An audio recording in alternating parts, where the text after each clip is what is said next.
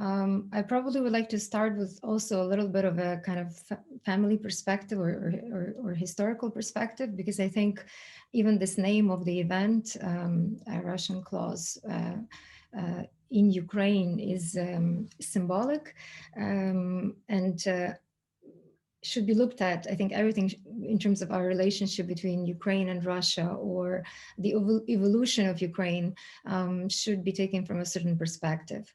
I was born in Lviv, Ukraine, then Soviet Union, in 1977, when Leonid Brezhnev was still the first head of the Communist Party at the time. I was born in a family of Ukrainian Catholics, or Catholics of Byzantine Rite, in a family that spent years in gulags for their efforts to help Ukraine's independence during and after World War II. My family was practicing religion, and Ukrainian Greek Catholic Church was then working undercover, basically in the Soviet Union. So I was baptized at home. I could not mention the names of my godparents at school, otherwise my parents would lose their jobs, or worse. I could never speak to my schoolmates about the fact that we regularly had liturgy in our apartment when a Greek Catholic priest, who probably had a very different official occupation in the Soviet Union, would come to our home on Sundays so that we could pray together. I still remember the time when, in a time like this, before Christmas or during Christmas, when we would have family dinner, which we kind of called Holy Supper before Christmas, my dad would make sure that the curtains are drawn very closely, so no KGB could suspect us of doing anything that was considered illegal in the Soviet time. So I remember vividly those times, and I'm happy that I had the privilege to, in a way, get to know them, because I can see the difference, and the huge difference where Ukraine is now as a free and democratic country, and a country where anyone can, practice their freedom of consciousness and religion. Unfortunately, just not in the occupied territories of Ukraine right now. I had the privilege of growing up in a country in which, I could see the freedom flourish. I had the privilege to witness the reawakening of my fellow, my fellow compatriots and our nation in the 80s, and all throughout the before and after the Chernobyl disaster, as well as coming out of the church, working from undercover, and all finally proving that this time of Soviet Union, of making sure that this human suffering by the Soviet system, the system of fear that was created, in which everyone lived, that it was over.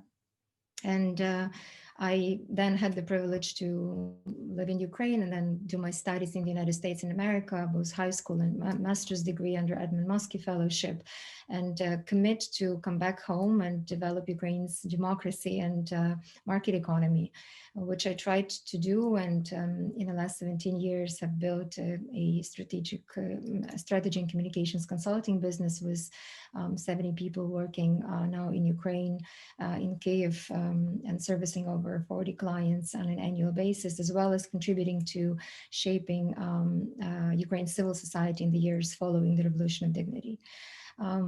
I think that since the breakup of the Soviet Union, to many people in the West, Ukraine was still an unknown and kind of an unexpected nation. Although I think in the last 6 years, and if you just think about it, that this Russian-Ukrainian recent war has lasted longer than the Second World War. It's been 6 years since this empire attacked Ukraine. And now I think there is more clarity that Ukraine is clearly not Russia, but a distinct country that, unlike our aggressive neighbor, treasures freedom, human dignity, and democracy. For me, as Andrej had mentioned also, Ukraine is probably one of the most resilient nations in the world. I think we've had our share of suffering all throughout our ancient history, since times long time ago. And I think 20th century has been especially not kind to Ukrainians. In many times we had to defend ourselves. Unfortunately, we did lose a lot of Ukraine's human potential because we resisted in the 20th and 30s of last century the collectivization and rapid industrialization efforts of Stalin, and millions of people were starved to death. Over 6 million people in Ukraine died and lost their lives during the Second World War. I think around 3 million of them in different armies and 3 million civilians. And unfortunately, because Ukrainians resisted Stalin's policies and Soviet policies, even after the Second World War, when I think the Allies sort of had the appreciation of Iron Curtain divvying the world up. But for us, it meant that we were continuing to lose our opinion leaders, our public leaders, our intellectuals, our artists, who were standing for both national liberation and human rights, even in the Soviet times. We've been known as the breadbasket of Europe 100 years ago, but today we are one of the largest in the world agricultural producers still, but also number 4 nation in the world with IT outsourcing, with a lot of exciting startups, with a creative economy developing, and I think for the first time in all years, a class of Ukrainian entrepreneurs who are really beginning to treat Ukraine not as a resource, but as a state in which their companies and their organizations and the people who depend on them, can grow. Our, struggle, I think, has had really its impact, especially has been witnessed in the last, 6 years, because of probably the most intense period of our modern history. Someone said that there are sometimes decades, when nothing happens, and then there are weeks or months when decades happen. And I think this can really be applied to what we have lived through in the winter months of 2013, 2014. I think there is a reason why they're called winter on fire, or winter that changed us. Because it was the time when Russian-backed Yanukovych government went against the will of the Ukrainian people, who expressed their willingness to have the association agreement with the European Union, who were kind of strengthening Ukraine's aspiration to become a more active member of the European community. And when Yanukovych decided against that. Moreover, when they use young protesters, where violence was applied to them, when they opposed it, the nation rose. People were coming to Kiev from all over the place. I think for anyone who has been to Maidan, it will always be the privilege to know what all we have experienced in those dramatic months of this time. And I think this was the moment of awakening for the nation. It was the moment after which that government had no longer a chance to lead this nation of people who were reclaiming their dignity, and were not willing to sacrifice the chance that a group of corrupt crooks would lead them further. Unfortunately, the toll and the cost was humongous as well. We've lost, I think, the best members of our community.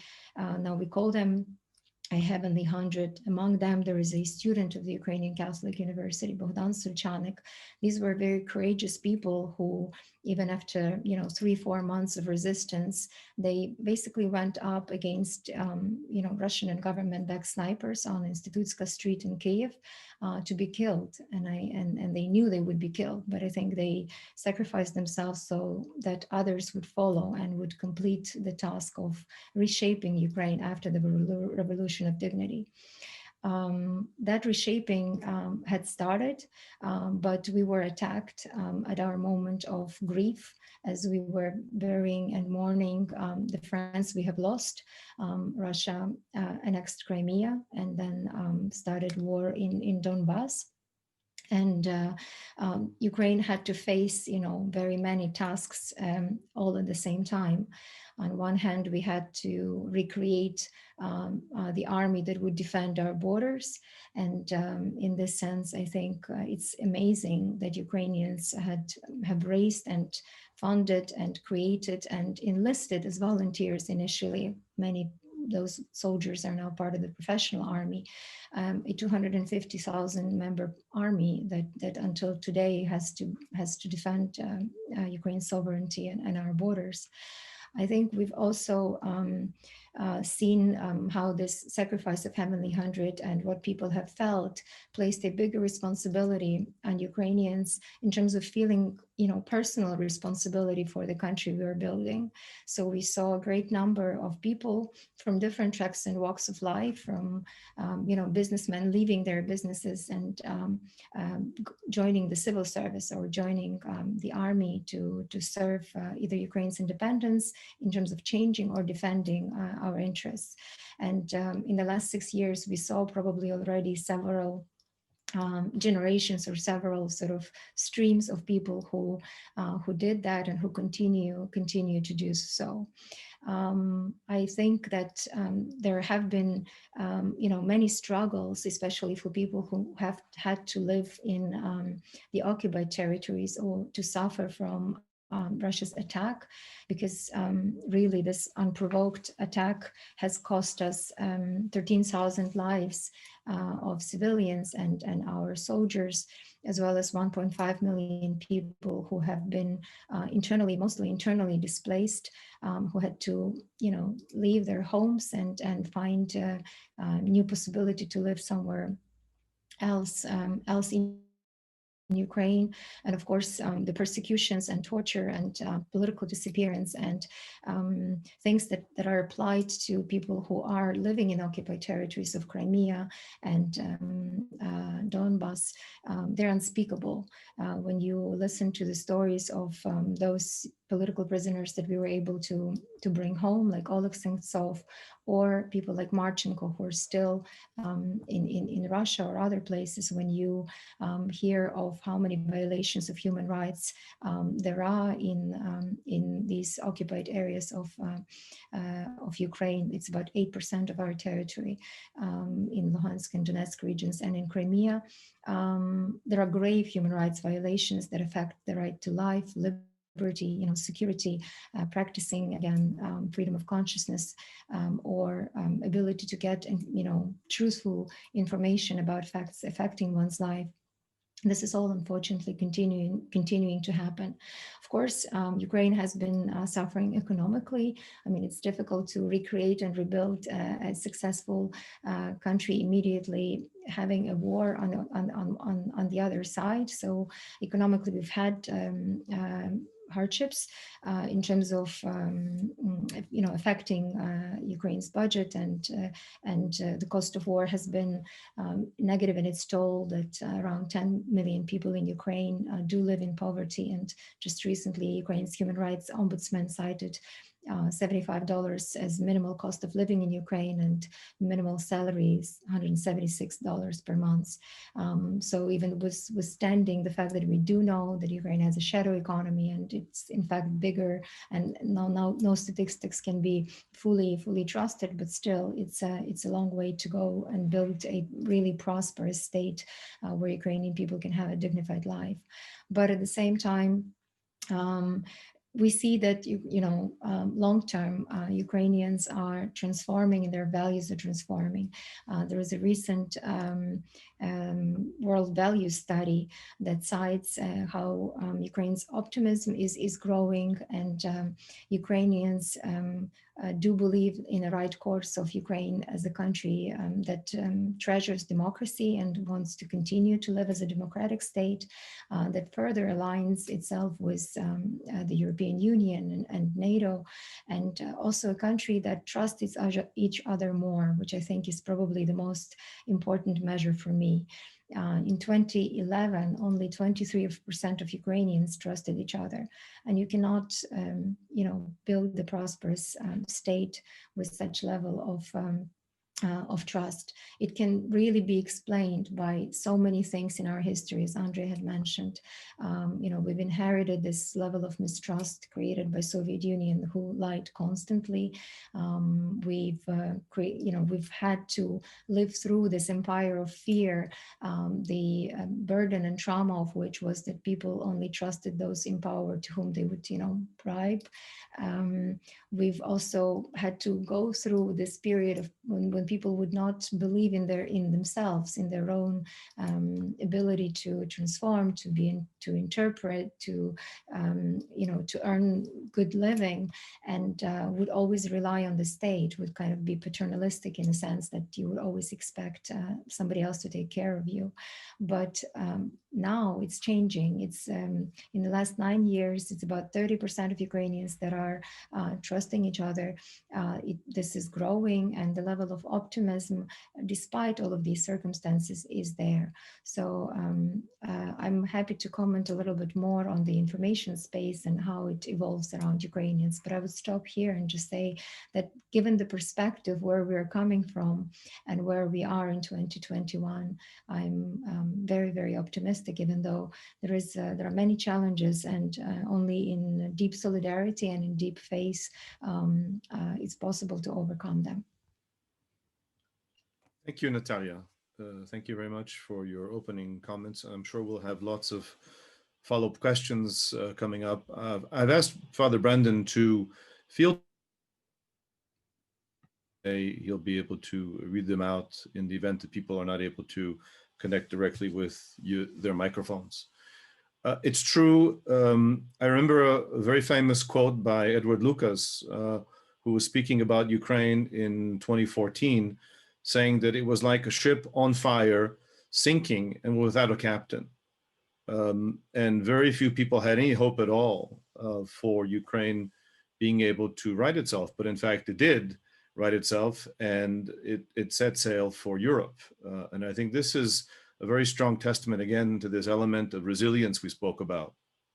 And I think what you touched on about the Maidan, about if you watch the videos, and we'll see the video later, but if you remember watching the news footage of the people who were on Maidan, it was everyone from infants to seniors and everyone in between. It wasn't limited to just some rebellious students. It was really a representation of all of the segments of society in Ukraine. And I think that's very important. One other element, very important element, which brings us into our segue to the Archbishop, Metropolitan, I think is also the role of religion, the religion and what role it has played in Ukraine's resilience. I too, like Nataliya and like many others, come from a family where my great-grandfather and my great-great-grandfather, and for 260 some years before then, all of the men were, Lushnyky men were priests.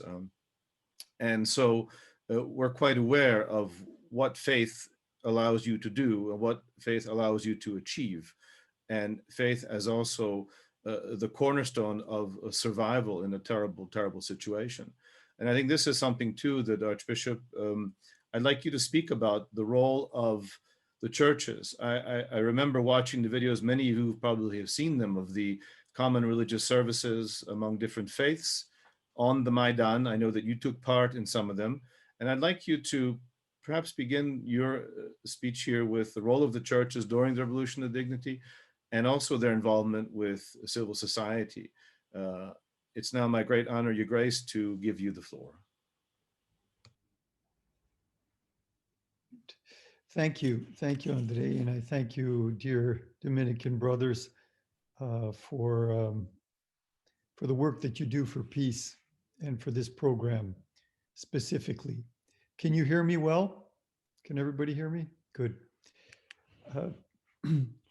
For those who are trying to understand a different part of the world, it's difficult.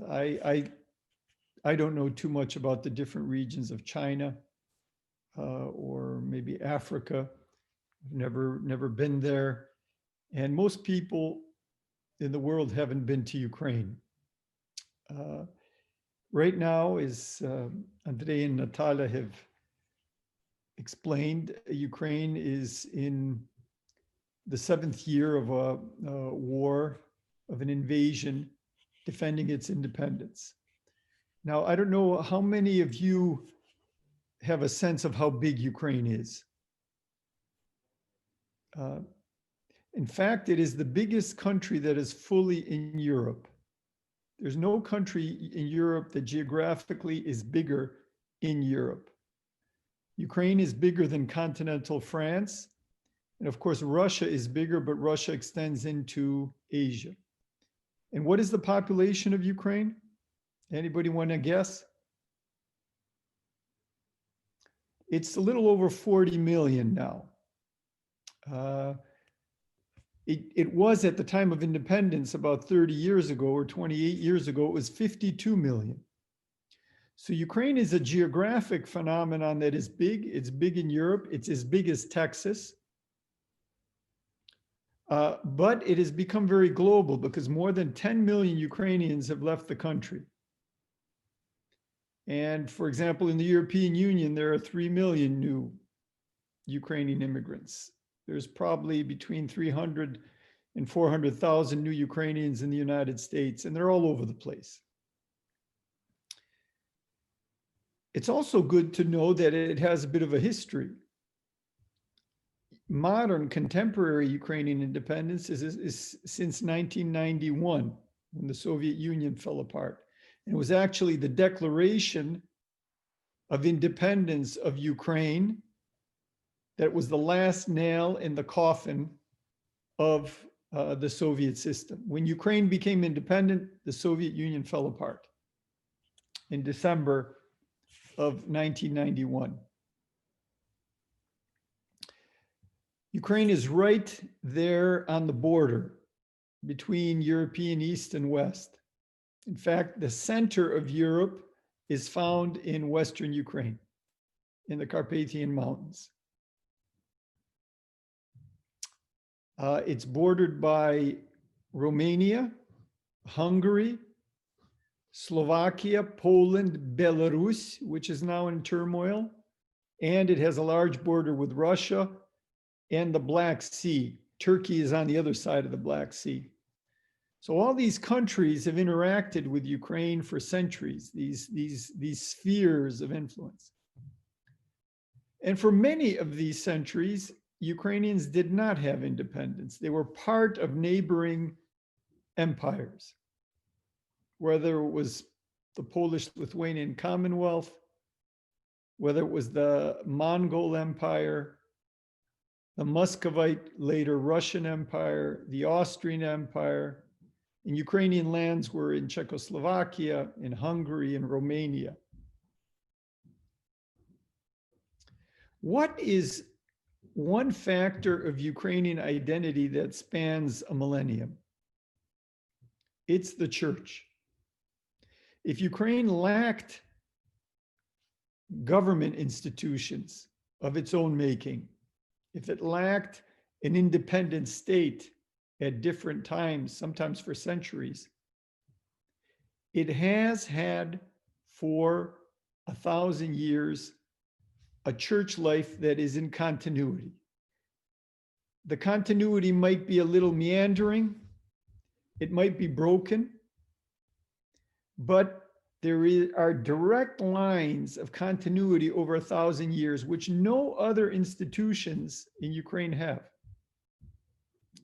In the 20th century, the churches were severely repressed by the communist atheist authorities, all churches. Most of the churches, including the Orthodox Church, were pressed and had only a limited existence. There were only a few communities, and the Ukrainian Greek Catholic community, the Eastern Catholics in Ukraine, were one of the few that were totally illegal. The church was completely suppressed. All bishops and much of the clergy were sent to the Siberia. All bishops were either killed or sent to Siberia. And the church remained in the underground. What did this mean? This meant that there was a very high price paid for its existence.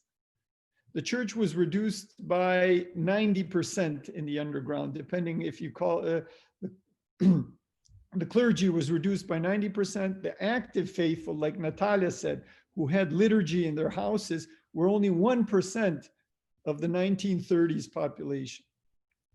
But that 1% of the population, Nataliya's family, the 10% of the clergy who were underground, they stood in stark contrast to the Soviet totalitarian regime. In fact, they were free in a strange way, because they were not collaborating. Most of the population willy-nilly had to collaborate. And when independence came in 1991 and the Christians came out from the underground, they had great moral authority because they had not collaborated with the killers. In Ukraine, in the 20th century, about 15 million people were killed or died a natural death. That legacy of maintaining a social doctrine, let's say a philosophy of society, of how people should live together justly, which touched upon political questions, human rights, economics, social policy, that doctrine was carried into the experience of independent Ukraine. And in 2013, and 14, at the time of the Revolution of Dignity, it was the churches that came together, explicitly or implicitly, using Christian social doctrine, much of it being explicitly Catholic social doctrine. Because the Catholic Church has developed over the last 150 years an elaborate system of social, let's say, understanding about politics, labor, economics, industry, medicine, etc. The churches came together, and all of Ukraine's religious communities, Orthodox, Catholic, Protestant, Jewish, Muslim, they were all together on the stage in the protest movement, standing for basically a few basic principles. One is that the people have a right to express their opinion. Two, that no violence should be used by anybody. Three, that any language dividing the country is immoral. And four, that dialogue is the only way out. All of the religious communities for 2 months stood together on this platform, and they stood together visibly in front of 1 million people in the square of Kyiv on Sundays, week after week. And during the week, if you can imagine, in below zero weather, all of December, all of January, and much of February, the churches were there present, and there was prayer in the main square of the city through the night on the hour. 10 o'clock, 11 p.m., 12, 1, 2, 4, 6 a.m. The religious communities came together, and the churches were with the people in this incredible act of solidarity. And fundamental Catholic, Christian, Orthodox principles came to be embodied in this protest movement. It was a movement of solidarity. It was a movement of subsidiarity. You know that in Christian Catholic social doctrine, subsidiarity is a very important principle. It's actually something that, for example, the Catholic Church is kind of generously shared with the European Union and with other theorists, means, what does subsidiarity mean? You decide things on the lowest level. This movement of protest, which lasted through the winter with an encampment of 5,000 people living in the main square with sanitary conditions, people cooking meals for each other, sharing clothes, responding to medical needs, developing a university on the Maidan, poetry, and a continuous rock concert that went through the days with musicians of different genres, keeping up the spirit in the freezing cold. And throughout the intermittent attempts of the government to break up this protest. It was quite amazing to see the generosity of people. It was Jesus incarnate when rich people in Mercedes would drive up and open up their trunk and carry out boxes of bread and barrels of borscht. On the Maidan, somebody who could come from the distant part of the country to protest at 11 p.m. could meet somebody and say, you know, I'm freezing. Do you have a place? Can you give me, do you have any ideas where I could stay? And the person would pull out the keys of their apartment, give the address and say, here are the keys to my house, go spend the night there. But in the end, this Maidan, this protest, Maidan means square. It's actually an Arabic word. So Euro Maidan means Euro square, the square of the Euro protest. This Maidan of dignity started as a Euro Maidan. It was a question of political and, let's say, social association with the European community, which was thwarted by Russia. But then it became a Maidan of dignity. And one of the places where a discourse of dignity as a social concept developed was at the Ukrainian Catholic University. The university has dignity, human dignity, as part of its mission statement. And actually, the university organized talks right before the Maidan entitled, "How much does our dignity cost? How much is our dignity worth?"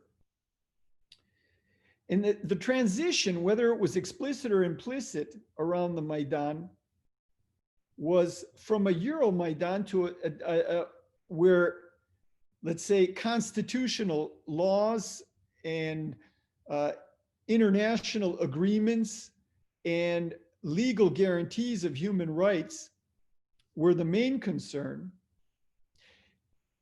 It evolved into something that was focused on the inalienable dignity of every human being.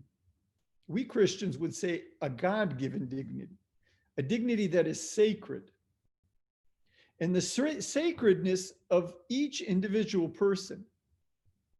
And this solidarity, which was a communion that led to a community that led to communion, was profoundly religious. It was profoundly spiritual. It was profoundly evangelical. Whether those living it, bringing it into life, could really name it as such. So there's a 1,000-year history. There's 100 years in the 20th century where the churches maintained identity and principle that the communist regime started to try to thwart. And in the 30 years of independence, when a Christian social doctrine came to be articulated, it became the underpinning of a movement of a different name with maybe different explicit articulation, but one in which the life of the Gospels, the Spirit of Christ, were its very heart, the inalienable, sacred dignity of every human being.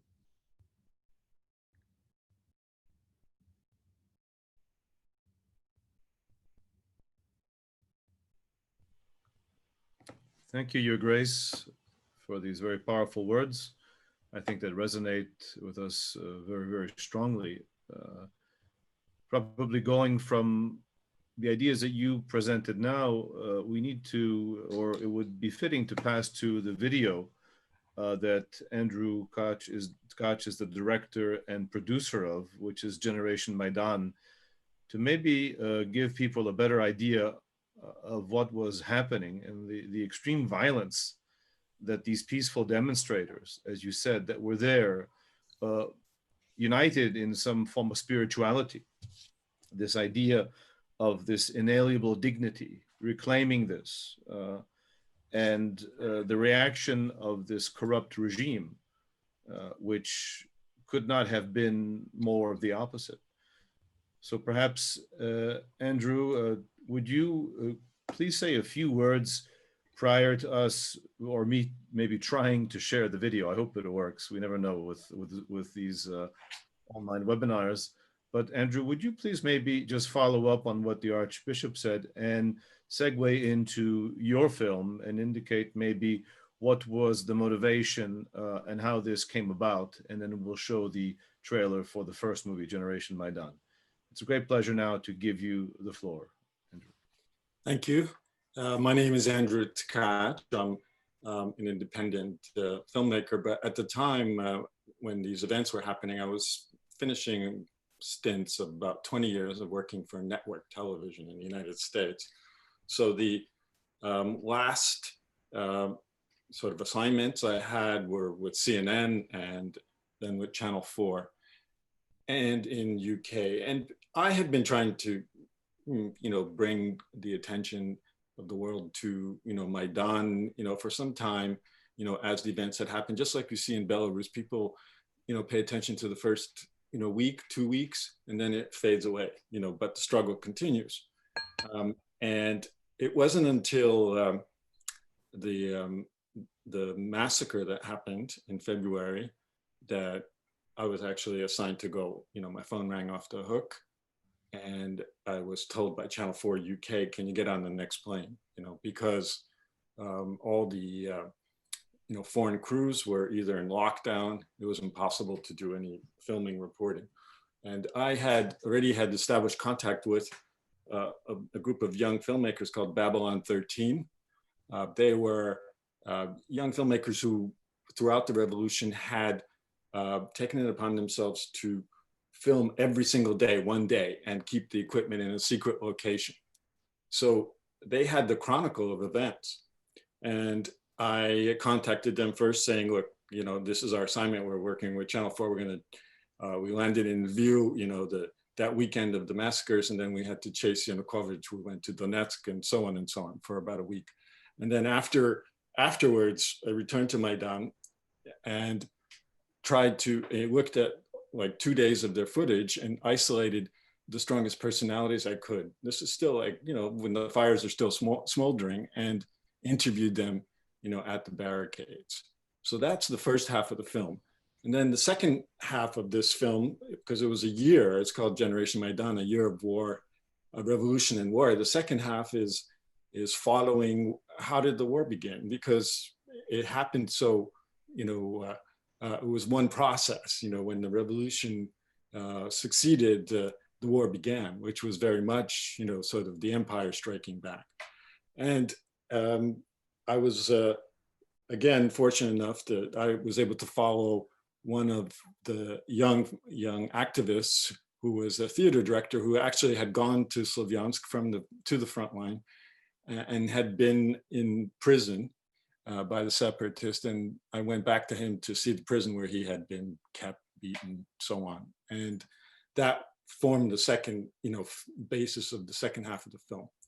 So I will show you that first. It's a 2-minute promo. The full hour-and-a-half film is available on Vimeo online. It's been at the Geneva Film Festival, Human Rights Film Festival. It was at the Bogota Human Rights Film Festival. So there is a Spanish version as well. So if you can play the trailer, then I'll be happy to take questions and talk about the second film. Yeah, thank you, Andrew. I'm sorry, I should have given a bit more of wider kind of introduction to who you are, and it is quite an honor to have you here.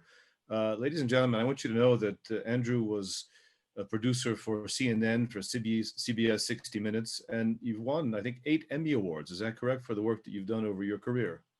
Yes. So it really is an honor to have you here. I beg for your indulgence now. We're going to try to make this work with the screen sharing, so I'll keep my sound on. Please, everybody, just give me a thumbs up if you can hear it and if you can see it. Okay, thank you.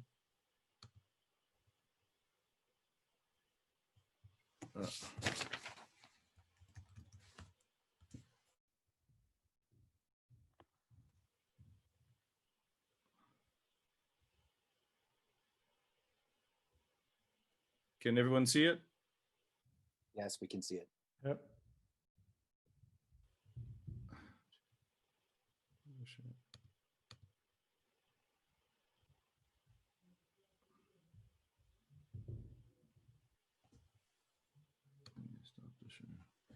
That didn't work. All right.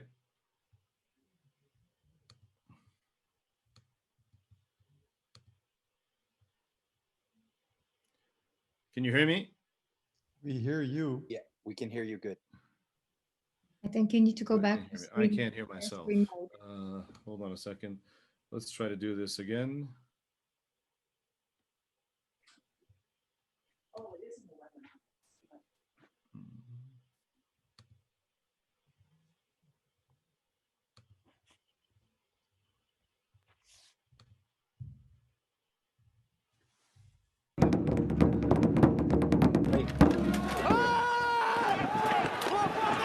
They beat anyone they could lay their hands on.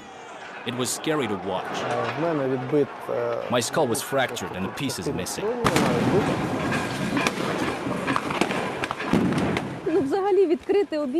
We couldn't just open up our arms so our enemies could shoot us.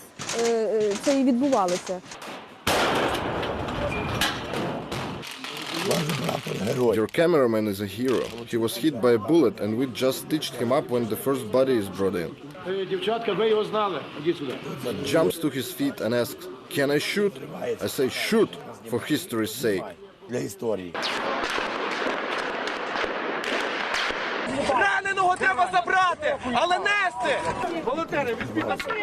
No one expected our children and grandchildren to end up in a war zone.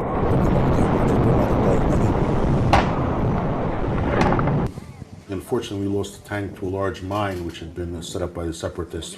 These are now Spetsnaz, special forces from the Russian army.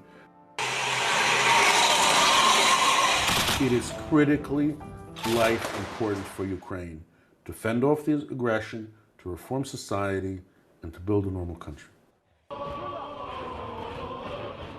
If everybody will be controlled by fear, we will lose the chance to change the system. This is the fight of our generation.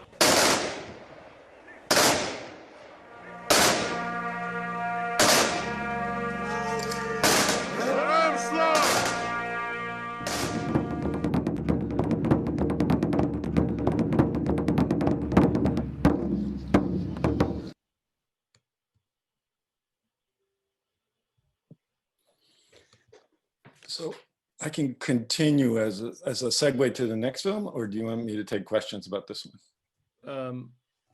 Why don't you comment on that a little further, if you can? I seem to be having some technical difficulties.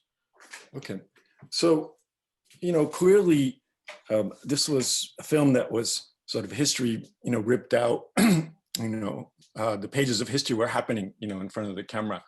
And it was just important to isolate it into 5 or 6 characters and follow them over the course of the 6 months and really a year as the events unfolded.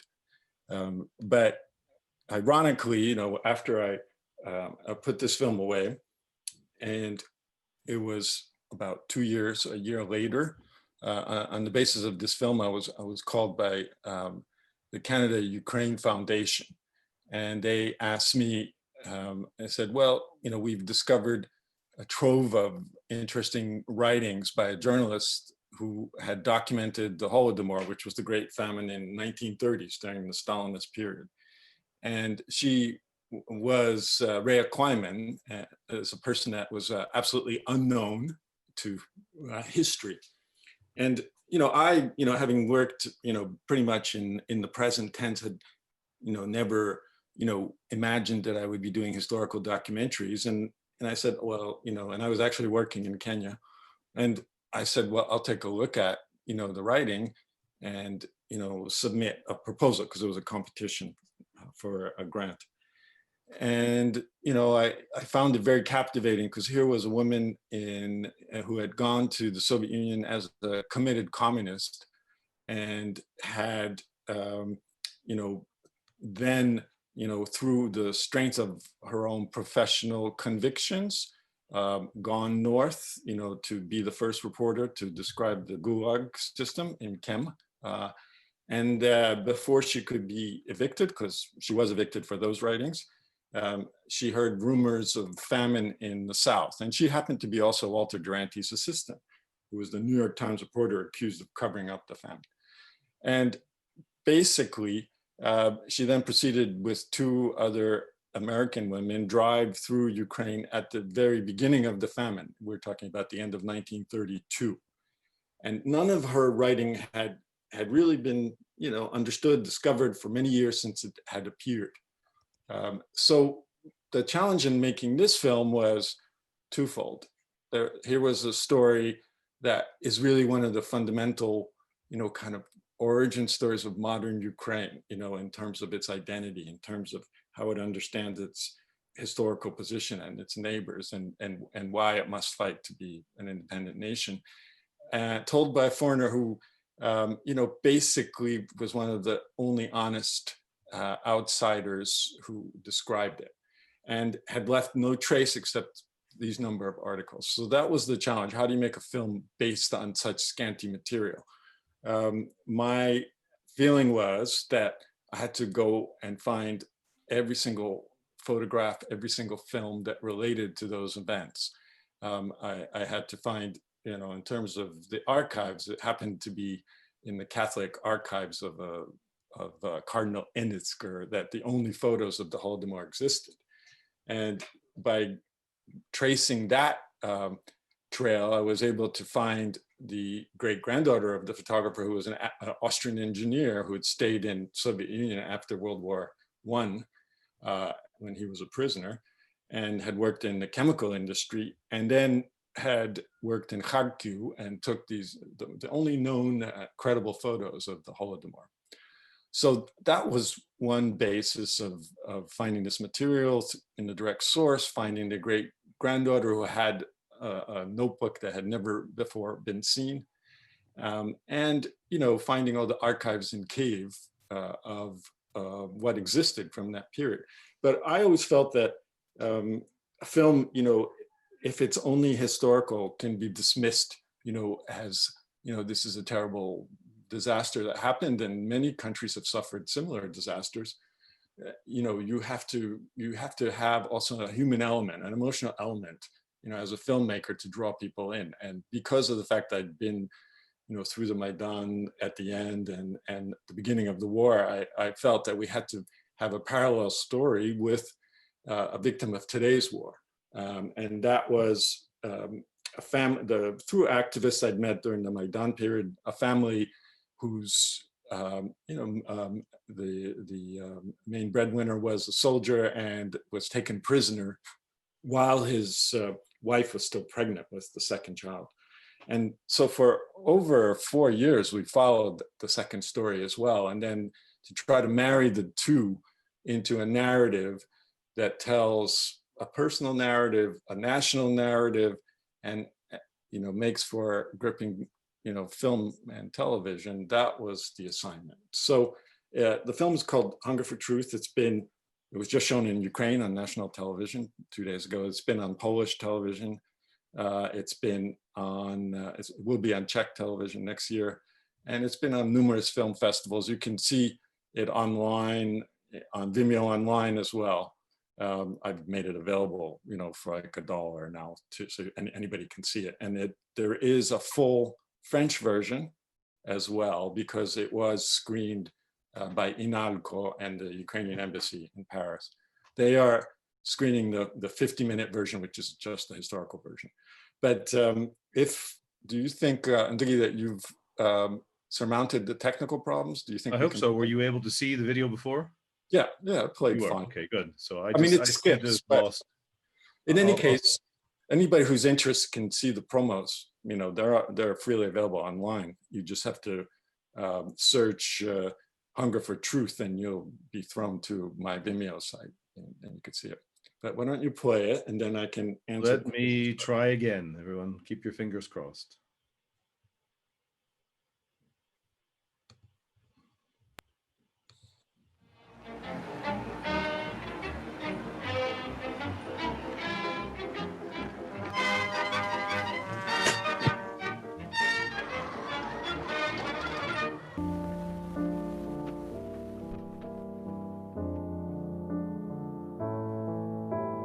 To Comrade M. Yagoda, you accused me of sending out alarming reports about the famine in the villages. But the children in the villages of the Ukraine were eating grass when I saw them a few months ago. Theft of a few ears of corn from the collective farms is punishable by death. You have successfully muzzled and cowed the Russian people by bullying and terror. You tried this on me, but I recant nothing.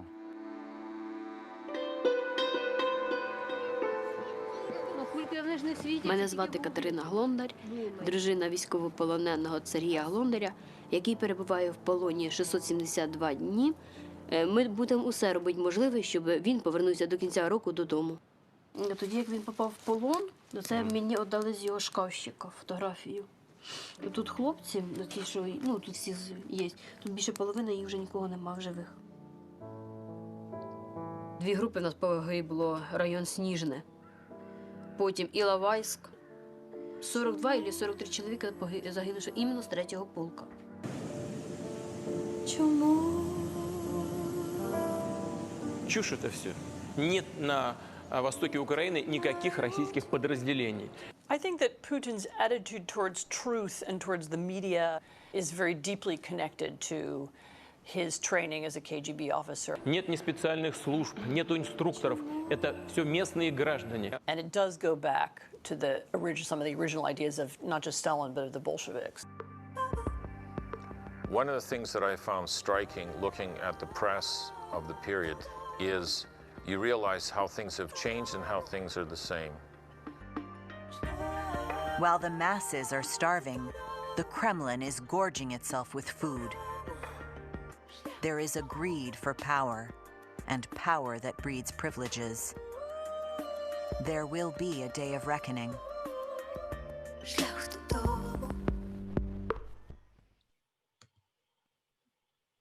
So just, I'll give one last summation before I open it up to questions for everyone who's spoken, is that for me, I think it's important to place Ukraine in the bigger struggle, even though it's always when people always see the world through their own eyes, but when we're talking about hunger used as a weapon, we have to remember Yemen, and we have to remember South Sudan. When we're talking about disinformation that is going on, we have to realize that it's something that is happening in the United States, it's happening in Russia. And this film is also very much an exploration of that phenomenon.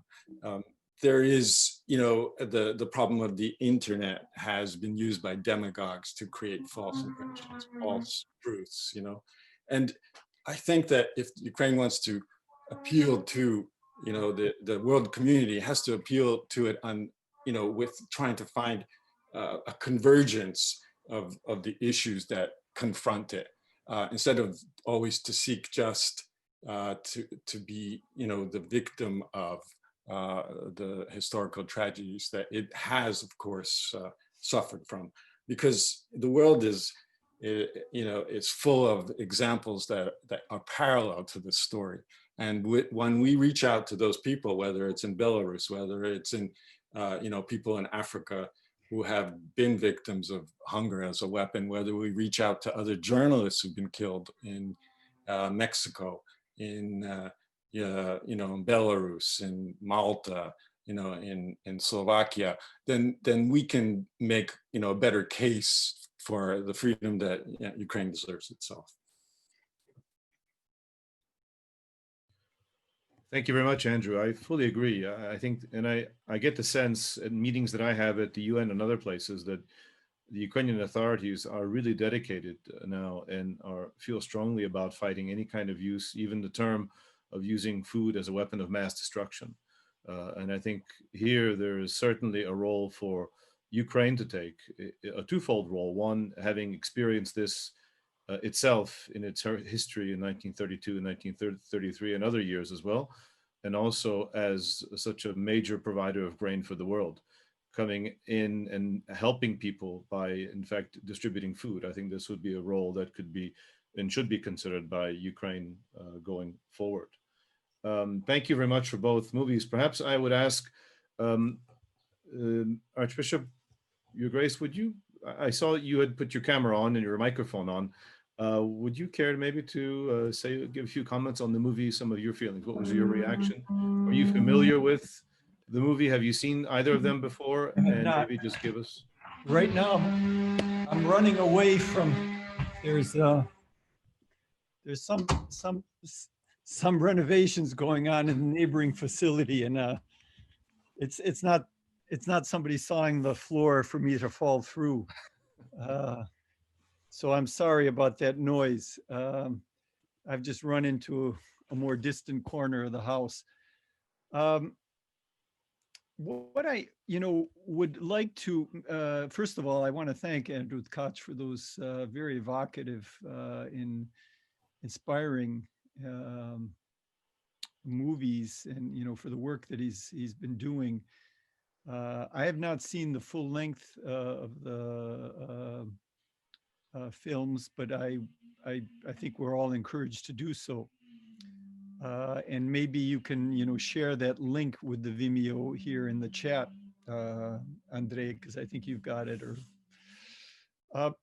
what I want to make a link that might not be clear to people that don't understand the full history of this Maidan, because the question is, okay, we show the Maidan and we show the war. What's the link? Why is there a war after the Maidan? Why should there be a war after the Maidan?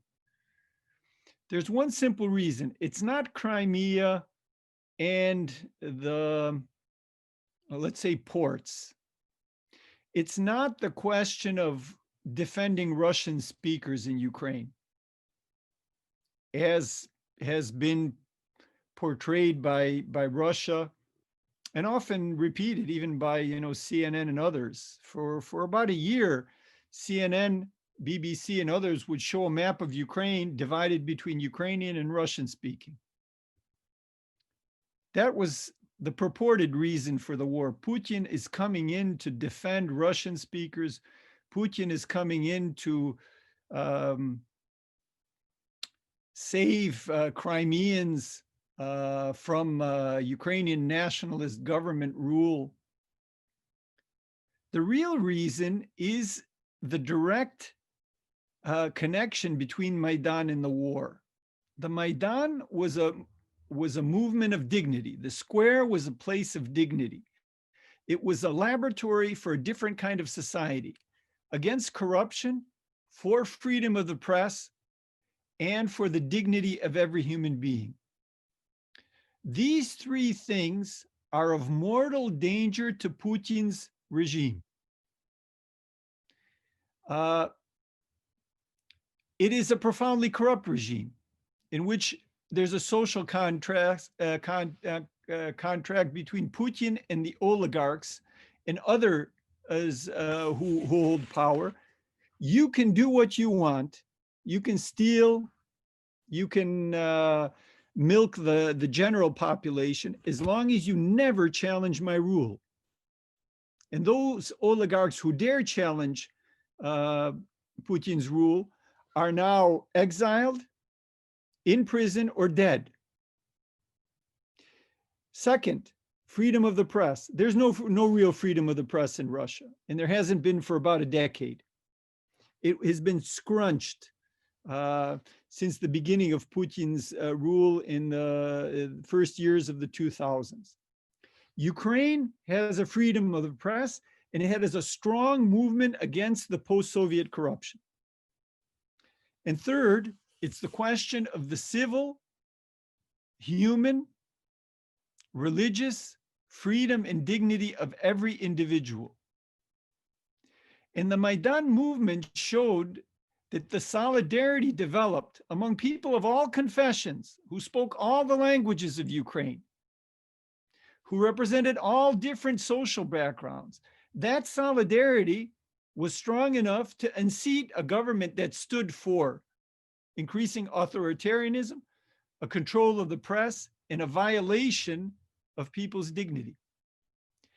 And the prospects of this movement moving from Ukraine to Russia was very big.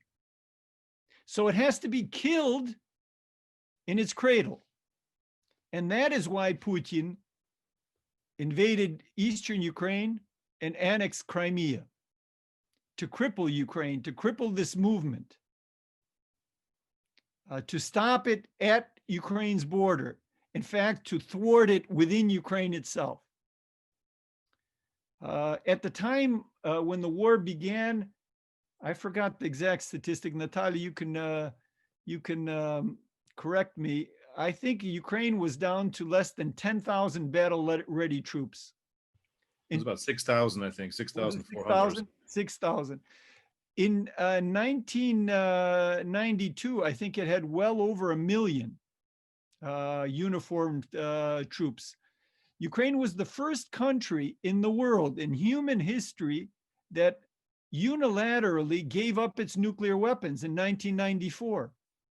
In the US, England, France, and Russia, in different forms, guaranteed Ukraine's territorial integrity.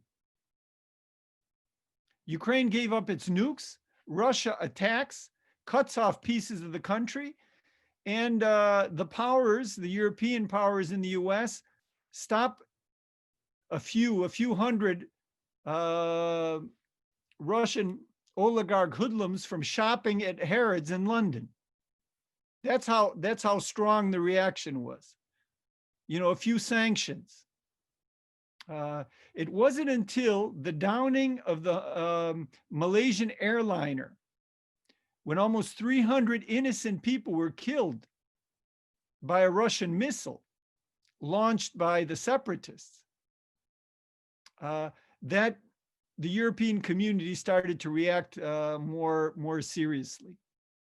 But this is a war of ideals, totalitarianism and authoritarianism against democracy, control of the human being and human dignity, freedom of the press and propaganda. That is really what this war is about, and that's what Andrej's films are showing. That is why the people are willing to sacrifice their lives and have been doing so for 7 years.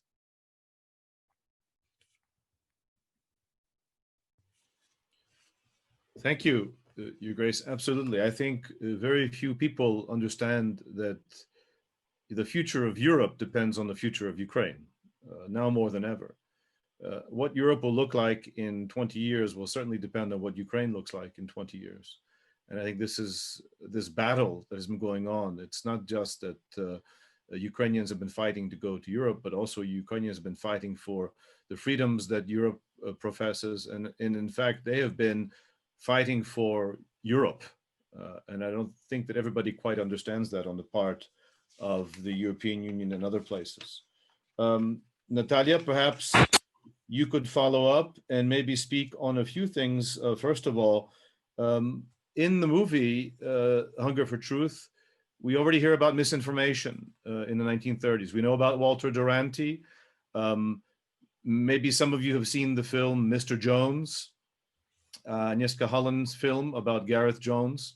What perhaps you can tell us a little bit about this, about the fight for accurate information about the Ukraine Crisis Media Center and commenting on the freedom of press. In Ukraine, there is a larger freedom of press, but there are big interests behind those who own the press.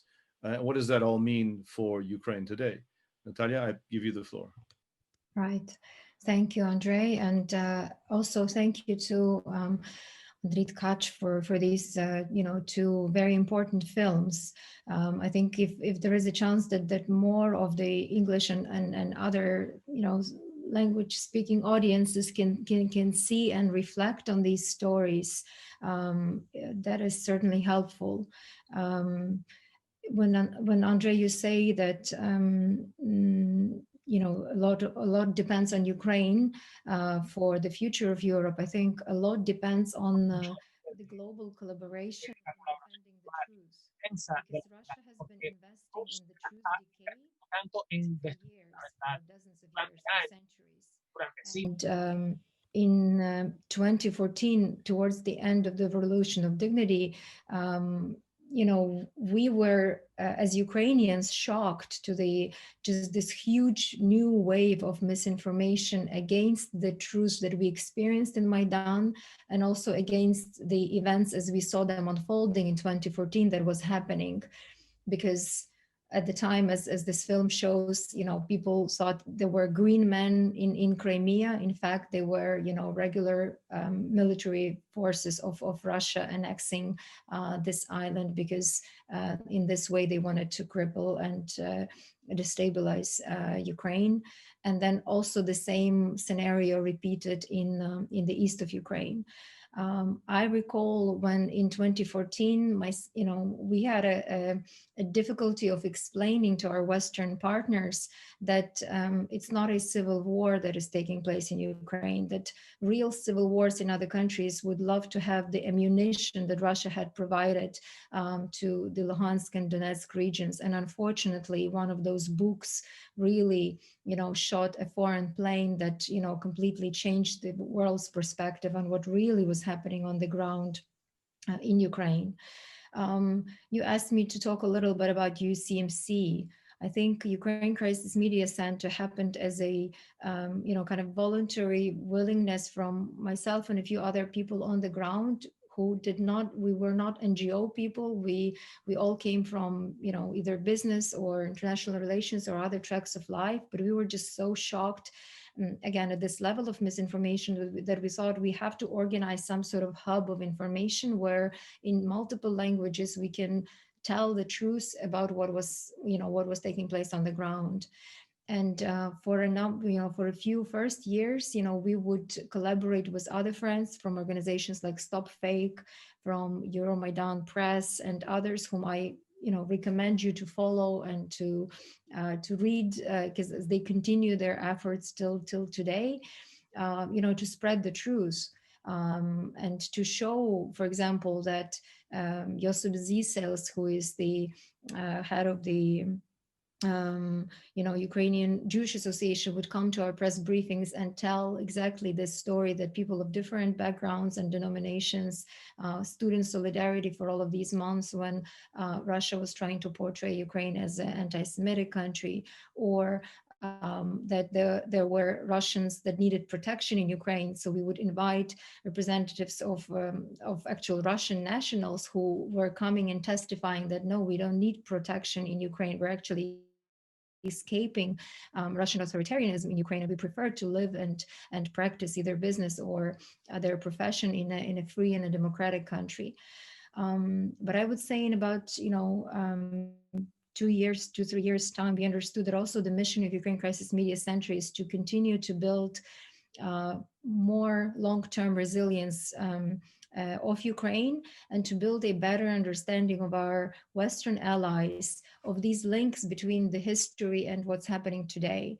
Because what happened in Salisbury when was with the poisoning of a Russian national in a town in the UK, or the attack on democracy and democratic elections even in the United States, those are all parts of the same problem and of the same aggression that Russia practices towards states that are different, for whom truly to live in an open, free, democratic way is a way of being. And it's not only in the hands of Ukraine to fight it. It truly will take an entire global, community to work on making sure that truth comes back. You mentioned, the challenges we have with our information space, but I think it is very universal now. Because in Ukraine in particular, we have a case in which, people who have managed to enrich themselves after Ukraine became independent in 1991, we call them oligarchs. They're the people who usually have made their money, sometimes in an illegal way, based on raw materials, but they are not only business people, they own assets, but they also own politicians. They also own the media through which they influence the identity of people in our country. So we have a number of oligarchs, unfortunately, who are not acting in Ukraine's best interest, and they are media owners. So through them, they translate Kremlin's narratives, and Kremlin's narratives are that, Ukraine is a Western puppet state, or that Ukrainians are incapable to have their own state and will fail at every single attempt. So they're kind of taking the oxygen out of a country and a nation that is, reawakening and developing and changing itself. And I would say that these Russian proxies and oligarchs owned media in Ukraine are probably the biggest threat, because we need to free our information space from them. At the same time, the good sign is that, in the last years since the revolution of dignity, what we have managed to achieve is the reestablishment of very important institutions for Ukraine, like Ukrainian Institute, like Ukrainian Cultural Fund, like Ukrainian Cinematographic Agency, like Ukrainian Arts Agencies. Like, again, Vladika Borys has not mentioned, but, the strengths of Ukrainian Catholic University as this epicenter of innovative thought and the resilience of Ukraine, of Ukrainians is extremely important. And these institutions begin to work more to, I wouldn't be afraid of this word, to kind of, create this modern enlightenment of the nation, because we're only resilient if we are actually aware of our history, if we are aware of these learnings of the terror of the Soviet regime, and if we are making sure that we're preventing it from repeating itself in the 21st century. So all and every support should be given to these institutions, because they are, remarkably important in our ability to defend ourselves. But we can only do that when we defend the truth. So the things that Andrew had filmed about and the parallels he had drawn are very important. But also, I would say, Durante had support of the state, which he represented, and if we vouch more for the Gareth Jones of our world, or of this Canadian journalist who dared to speak and testify the truth, if we dare to support people who are going against the flow in testifying truth in all of our, in whatever we are, that actually is helping Ukraine, because we are fighting our fight, but it's going to take the whole global community to help it. Thank you, Nataliya. I fully agree. The idea of a global community, and I think few people realize that, in fact, Ukraine has been a testing ground for many years for the Kremlin, a testing ground on information sphere, manipulation, testing ground in terms of weapons now in the war in Ukraine, and also, most importantly, probably, or most poignantly, testing the resolve of Western democratic nations. And this follows up to something that the Archbishop mentioned earlier, these paltry sanctions that were put in place that just basically touched on some individuals instead of taking serious action. I think this sign of weakness is only a sign of encouragement to the Kremlin to continue to do more. And I believe what you said too, Archbishop, is true, that, yeah, if for decades and decades you say that we are brothers, we are the same, if one brother wants something, then why wouldn't the other brother want the same thing? So this was something that had to be really killed in the cradle. And this is what brought on the war that is still ongoing. I believe we have a comment or a question from Sister Durston Farnan, who is the Dominican Leadership Conference NGO at the United Nations in New York. Sister Dusty, can I call you Sister Dusty? Is that right? If you could maybe, I've been told that's how to address you. Yeah. So if you could please, I'll give you the microphone for your question. Maybe indicate who that question is for. Thank you. Thank you. This has been a very enriching time. I have learned so much, and I'm so mindful of the trauma that the people of Ukraine have gone through. And but I love the term resilient. And it sounds like we need to continue to pray for your resiliency, because you're still on the forefront of working for justice and truth, as Nataliya said. At this moment, I'm wondering,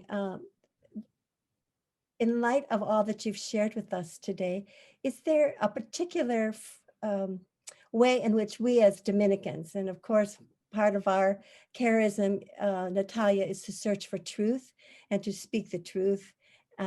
Granted, we only know a little bit of it sometimes, but at the same time, how do you think in this world, since we are Dominicans from around the country here, especially in the United States right now, how do you think we as Dominicans can be, what is our role in relationship to Ukraine, if any?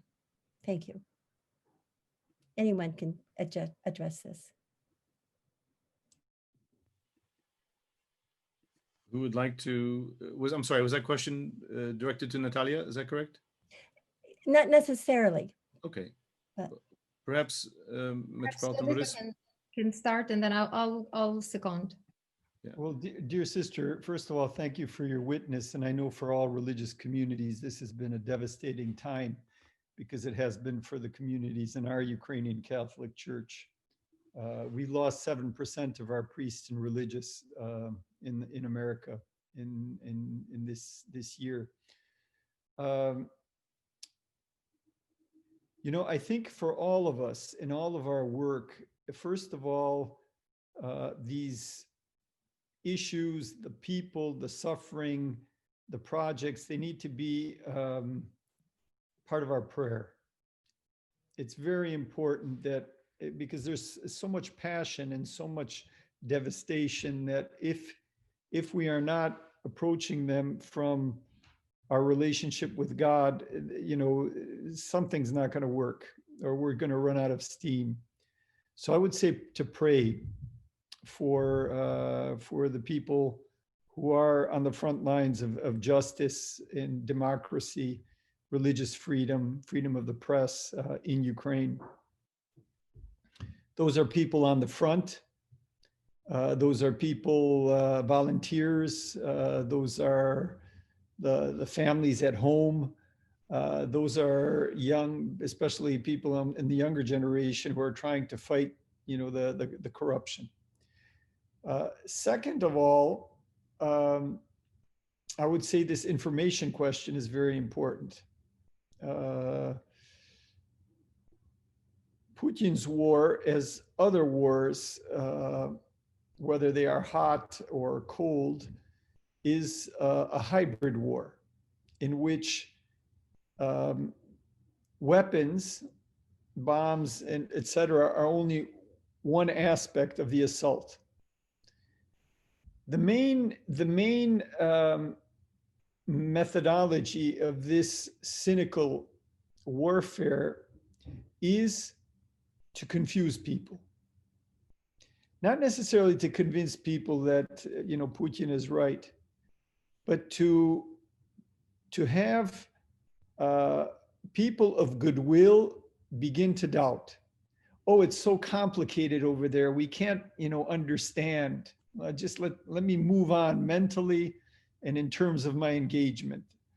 That is what the disinformation seeks to do. It seeks to bewilder and paralyze people of goodwill. So coming back to the true information, we can really only do that if we have a profound spiritual resilience, a rootedness.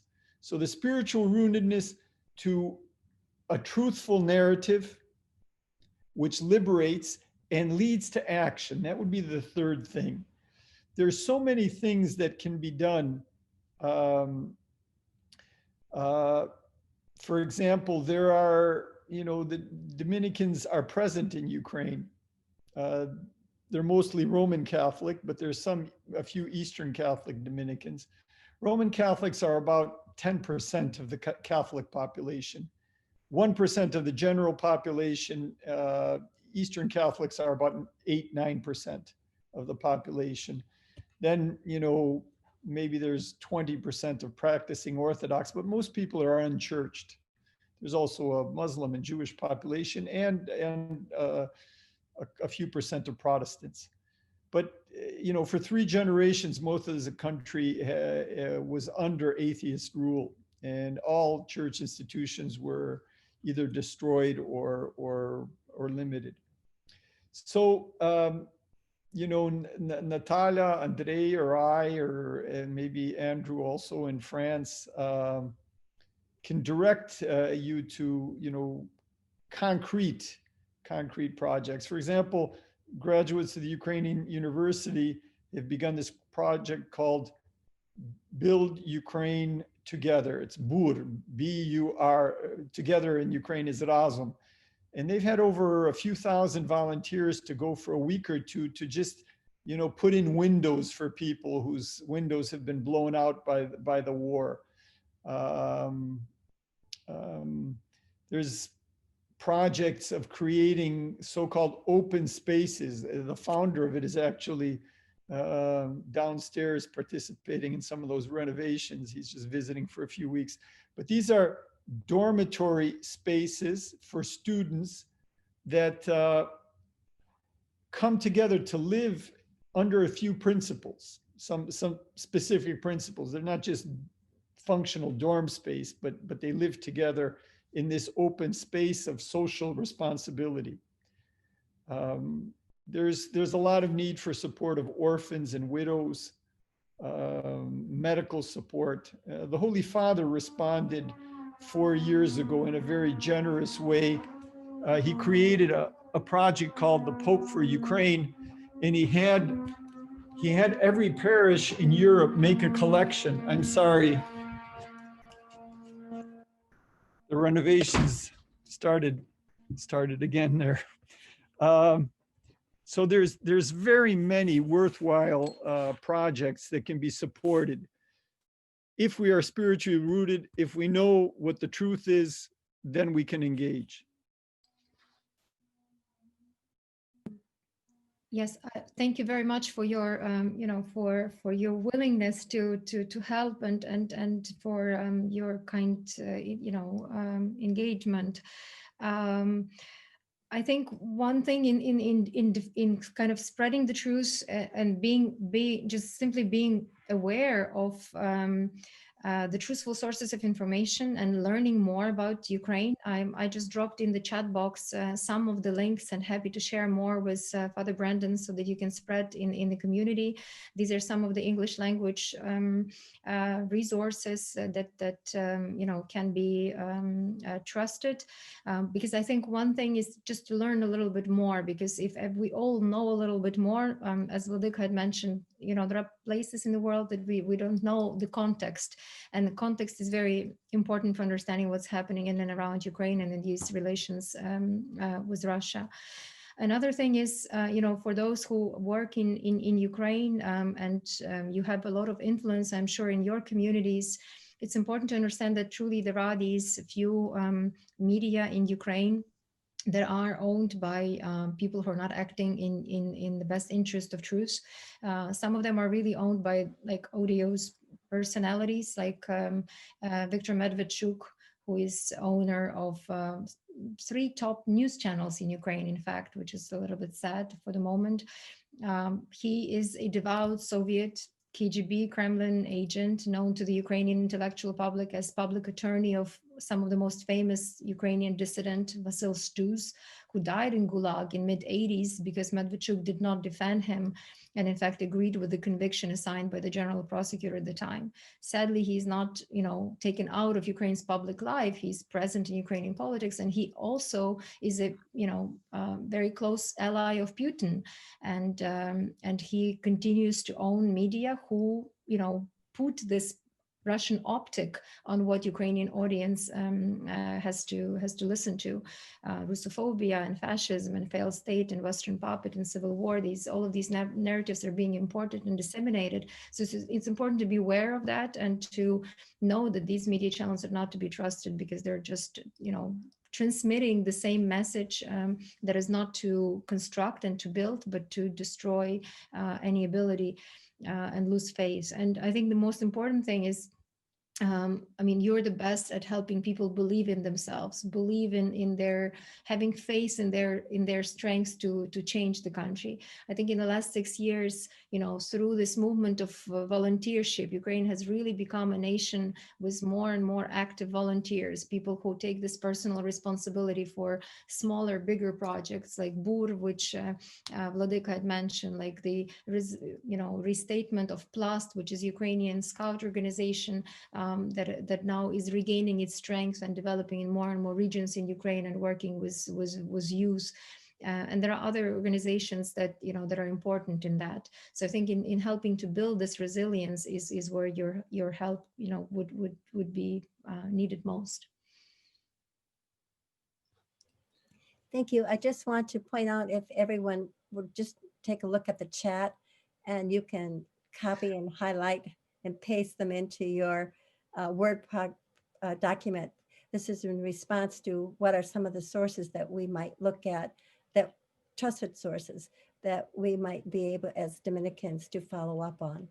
I also just want to mention one thing, that also you could do. Remember Ukrainian political prisoners. There are still Ukrainians that are now suffering in the Russian prisons, like Alexander Marchenko, who's been, sentenced to 10 years imprisonment, despite the evidently flawed nature of charges against him and his consistent account of torture inflicted by militants in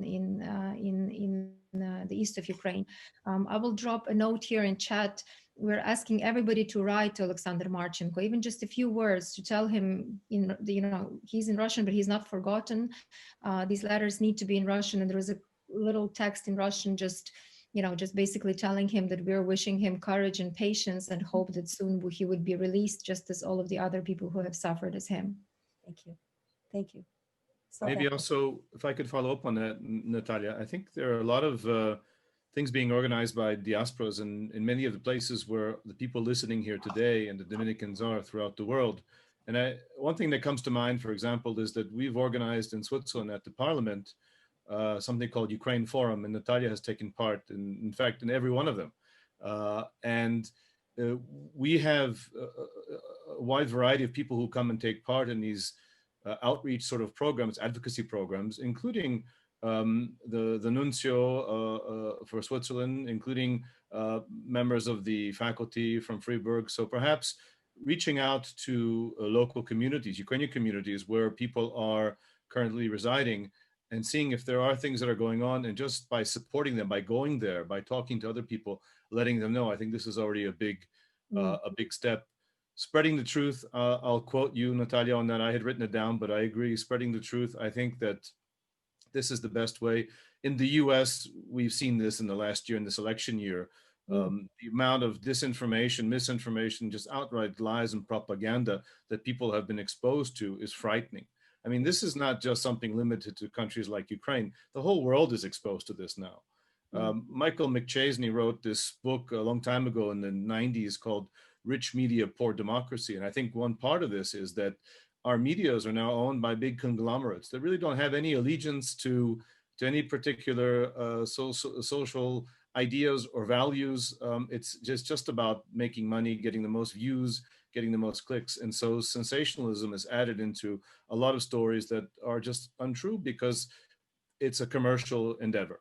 And I think this is something that's very important, that we do identify what are good sources of information. And also, I think, you know, corruption is a problem everywhere. I mean, this is not limited to Ukraine. I think there's a good bit of corruption in all places in the world, I can safely say, including in Switzerland. We just don't call it corruption.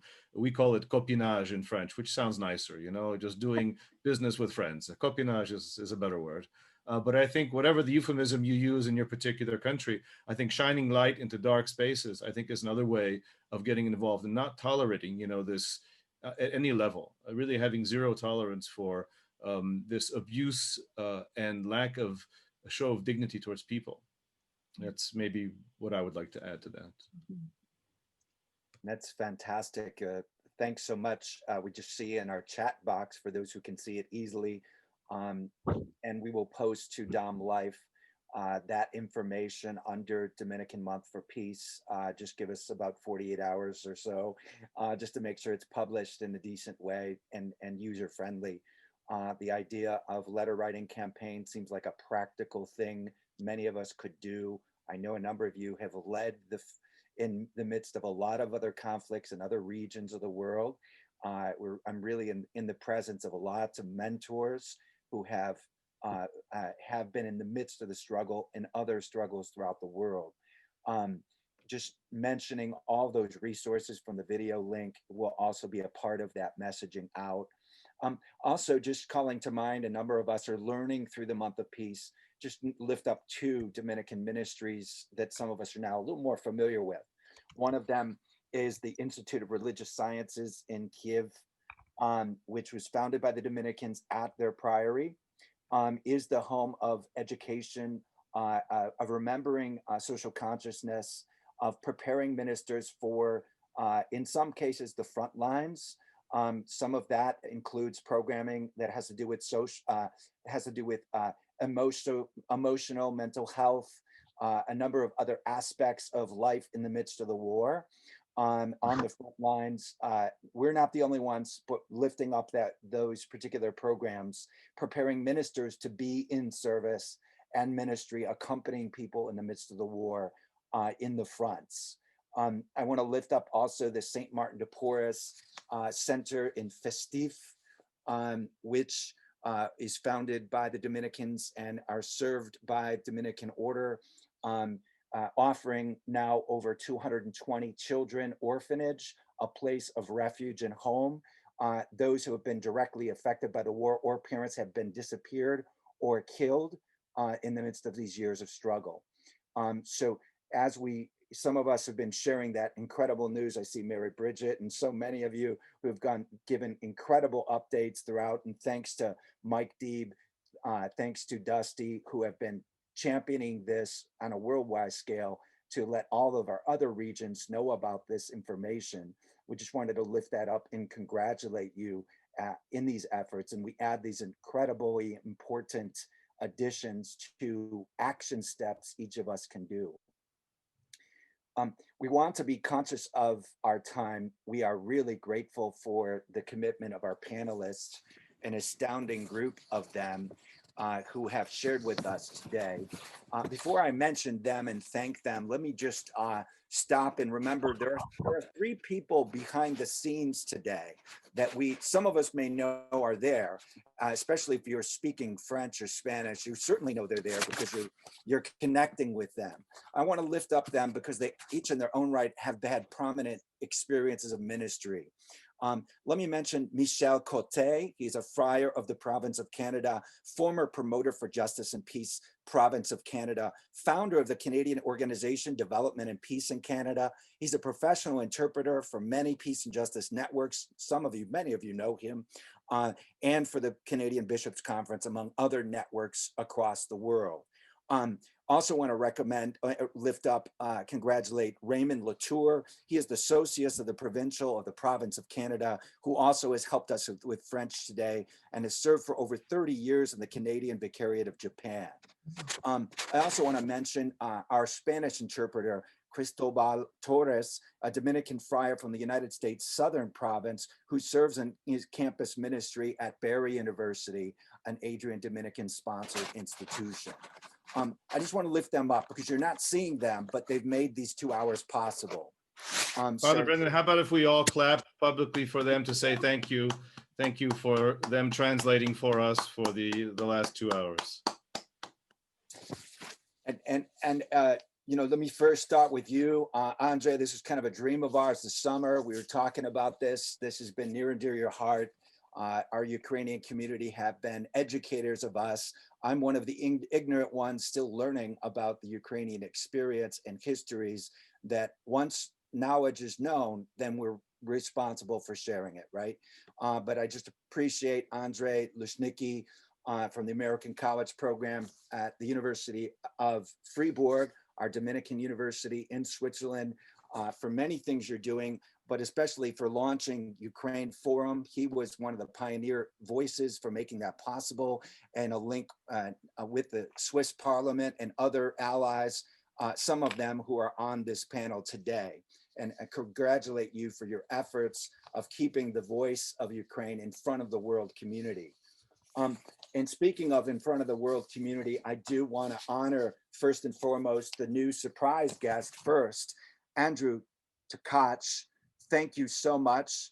Some knew him as obviously correspondent producer for CNN, CBS, 60 Minutes, and the producer filmmaker. You're doing the vital work of getting the news out to the world, of speaking truth. What a true Dominican tradition.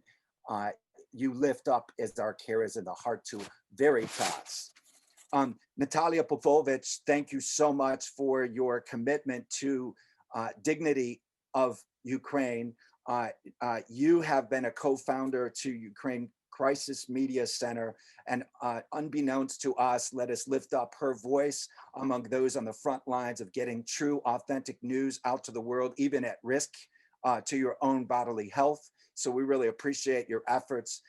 We need to ally with you and continue to remember in solidarity your work.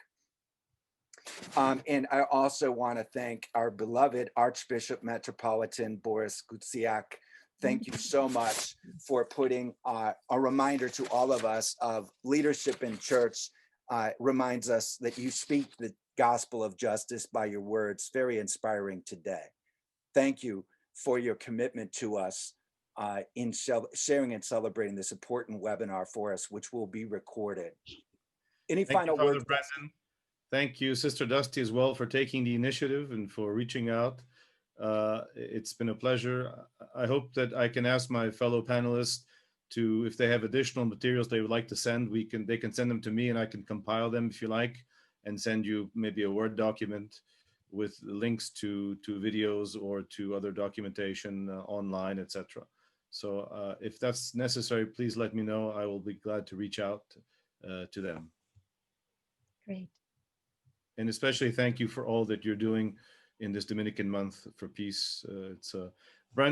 Father Brendan and I knew each other 30 years ago. We met in Fribourg, of all places. And I really haven't seen him since, apart, I think, in Chicago. I remember visiting your family in 1992, I believe it was. So I'm looking forward to seeing you and Sister Dusty in Geneva, I hope soon. Whenever you're able to travel, I hope to be able to welcome you with open arms when you come to Switzerland. Thank you. Wonderful. And recognizing Father Mike Deeb and Anieri Okure, who are accompanying us. Thank you for your leadership, Father Mike, and for your new leadership, Anieri. We wish you blessings in the leadership team with Dusty and others. Thank you all. We are recording this webinar.